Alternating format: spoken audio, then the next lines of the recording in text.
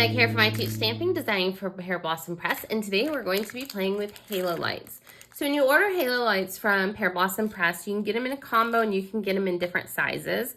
So what we're going to be using though is just the ring and a battery, and we're going to make a delightful Halloween card. So we're going to go ahead and dive right in. So when you take it out of the package, you're going to have this part here, and then you're going to have your battery. And before I start doing any of my crafting, I like to go ahead and make sure that everything works with the battery. I've never had a bad one, but it's just one of those, I want to make sure we're all in good working order. So we're going to take this and we'll do positive side up and positive side up, slide it in, press the button, and we're good to go. So this one is fun because it's going to have 5 lights around it in a halo. All right, so we're going to set this aside. We're going to start on our background of our card. To begin our card, I'm going to be doing some stenciling, and I'm not going to stencil the entire background. I'm just going to stencil around the edges. I'm going to use 2 different colors. I've got a lighter purple. I'm going to use first. My halo is going to go right about here, and I want the background of that to be white, so that's why I'm doing the edges of my stencil and not full coverage with it.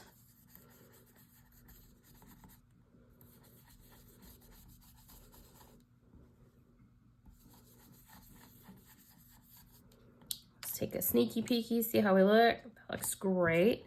I'm gonna clean up the ink and clean up the stencil. And then I'm not trying to line the stencil back up. I intentionally don't want it to line back up because I want to have 2 different sets of polka dots. So we're going with some orange peel now.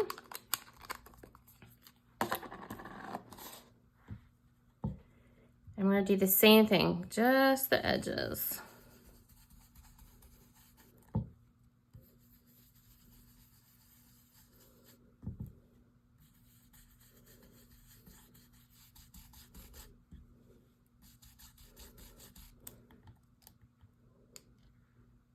Oh, look at that. How cute is that already? You just stop right there, but we won't. So the next thing I want to do is I want to plan out my spacing with my halo light. So we have to remember that we have our battery housing. So we can't have it here because our button will hang off the card and so will our battery, but we could have it here. So if you know your stamps that you're going to be using, you can also bring those in to help you with your placement. I'm going with a pretty big sentiment for mine. And so it's going to go about right here. So I think as close to the edge as I can, put my halo light, have my button down here. I think that's what I'm going to go with. So I'm going to go through with a pencil and lightly mark some edges around my halo. I'm going to use a die that's smaller than the halo itself so that the mechanism isn't showing. So I just want to make sure that I'm getting my die into that spot. We'll run it through the die cutting machine. All right, so we have our die cut circle. Make sure that it's the right size, perfect. Then I can go through and erase my pencil marks.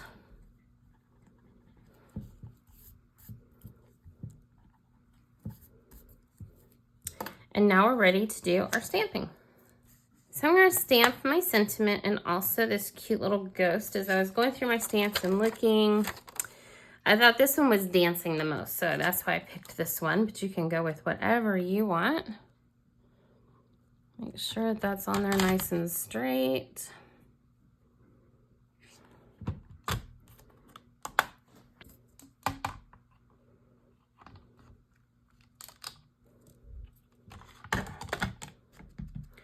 Then we're going to use the same black ink for my sentiment as I am for my cute little ghost.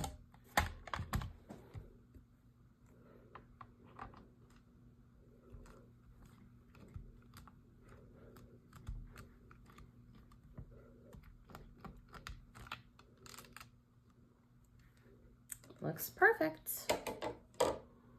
Which is not a word I say often in my craft room. Do a little scissor action and get him all cut out.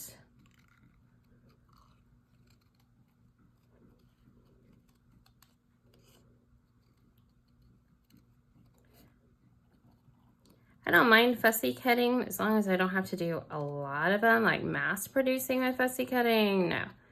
But cutting out a couple images here and there doesn't bother me at all.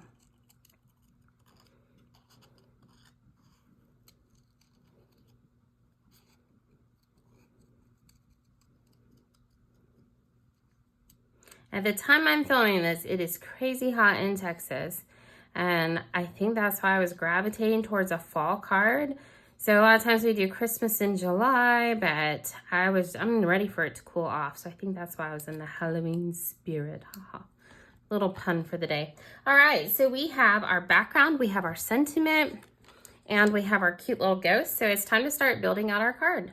There is one other stamping thing that we need to do. I'm going to do it here in a bit, but it's to get the placement for our button. So I'm going to finalize where I want that. Get these in place, and I'm going to make a mark. Actually, it needs to be about here. There we go. All right, so now we're ready to get our light element into place. I'm going to use foam adhesive for most of it. I'm going to use a little bit of double-sided adhesive to help get me started.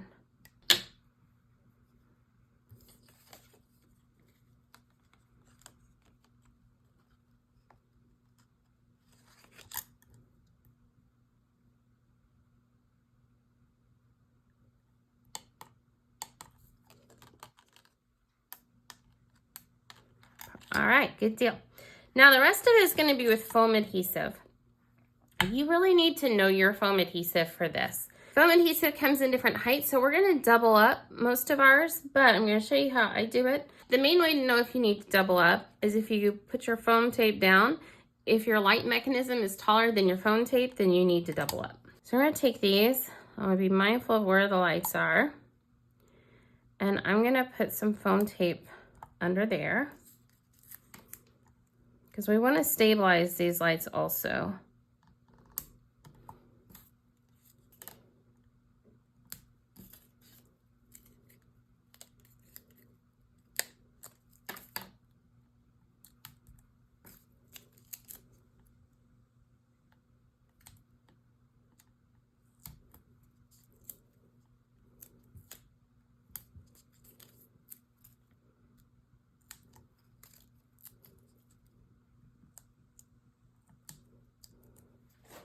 So I have my first layer of foam tape down.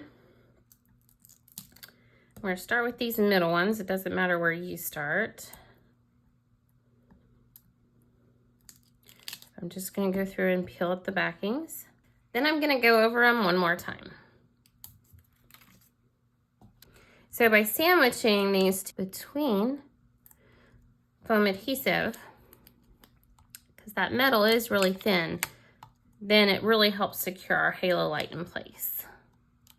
All right, and now it's time to put our card together. I'm just going to take my card base, fold it in half.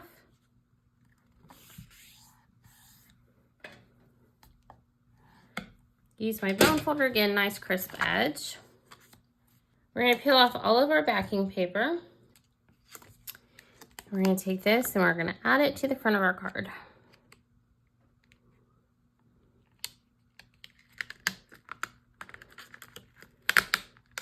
Ideally in the middle. Gotta stand all the way up on my tippy toes.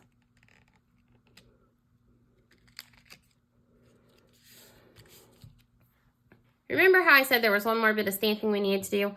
I could have stamped directly on here, but I decided I wanted to do it as a different element. So we're going to stamp it onto some scratch paper. Cardstock, really. And Pear Blossom Press has the stamp set and the coordinating little dies that go along with it. So we'll just die cut that out real quick. We're going to take a glue dot and pick that up. And add that onto our card. So now we're going to add our ghost to our card. And I'm going to be using the mini action wobbles from Pear Blossom Press. These are so much fun.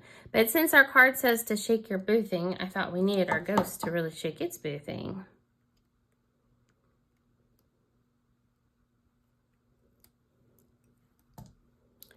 So all we have to do is take it off, take the backing off and place it on to whatever your element is. Then remove the backing paper from the back of it. And then add it where we want it on our card. And this wobble is going to stick up more, like right into the height of our circle. So it's still got plenty of room to wobble and do its thing, but we can also light it up and let it do its thing. So how fun is this card? So a lot of times, especially me, when I see the light up cards, I think they're going to take me 1.5 million years to make. And in all honesty, they don't, as you just saw. They come together really quickly. So you can use any elements that you want for any holiday or season that works for you. I hope you enjoyed today's project as much as I do. I mean, I just want to sit here and play all day. That's it. So I'm Meg from I Teach Stamping. Make sure to follow Pear Blossom Press for more ideas and inspiration. Have a great day.